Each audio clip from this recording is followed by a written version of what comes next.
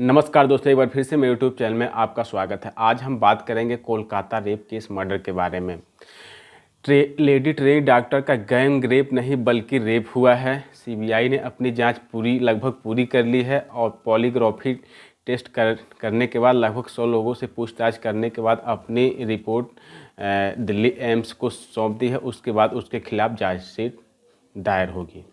तो चलिए इस घटना को हम विस्तार से समझें कि 9 अगस्त को सुबह 4 बजे सेमिनार हॉल में लेडी डॉक्टर अपना काम पूरा करने के बाद आराम करने के लिए गई थी।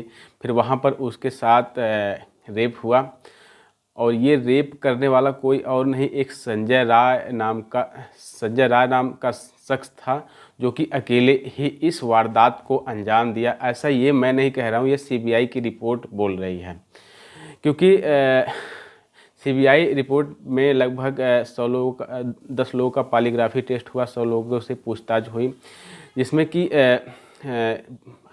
कातिल ने खुद ही ये एक्सेप्ट किया कि वो है इस घटना को अंजाम दिया है। तो चलिए आपको बताते हैं कैसे।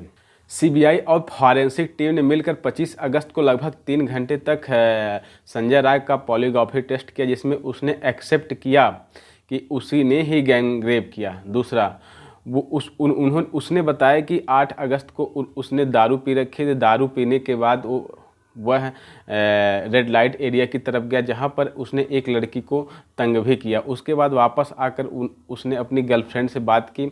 बात करने के बाद उससे न्यूड पिक मांगा। पिक मांगने के बाद वो सो गया। उसके बाद फिर तीसरी बात, वो एक्सेप्ट करता है कि वो सुबह 4 बजे सेमिनार हॉल में पहुंचा और उसने इस वारदात को अंजाम देकर फिर एक उसका दोस्त है जो कि पुलिस ऑफिसर है, उसके घर चला गया। तो ये उसने अपनी वारदात को खुद ही कबूल किया। और दूसरा उसका डीएनए टेस्ट उस सैंपल से मैच कर गया जो कि लेडी ट्रेनिंग डॉक्टर का डीएनए, और वहाँ पर जो वारदात वाली जगह है वहाँ पर जो सैंपल मिला था उसका डीएनए मैच कर गया। तो ये सब सारे सबूतों की वजह से केवल एक ही व्यक्ति इस बात का जिम्मेदार है जो कि उसी ने रेप किया है। दोस्तों, 9 अगस्त को सुबह 4 बजे ये घटना होती है।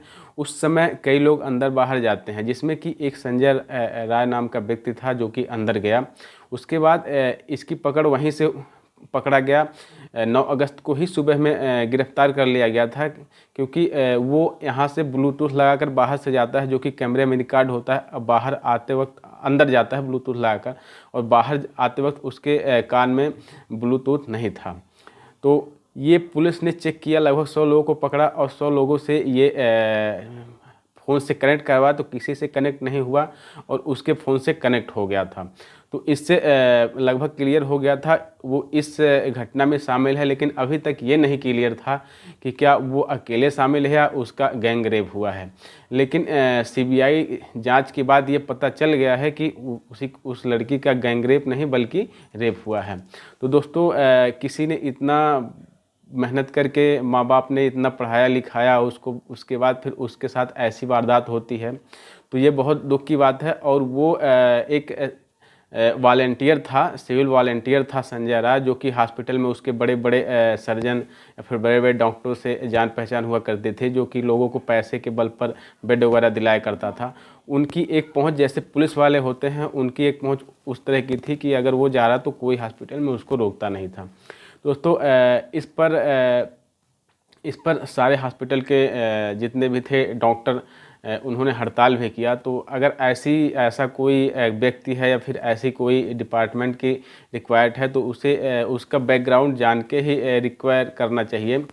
और वो सीबीआई जांच में खुलासा हुआ कि वो सारा ये जुल्म एक्सेप्ट करने के बाद भी उसके माथे पर बिल्कुल सिकन नहीं थी और उसका बिहेव एक जानवरों जैसा था।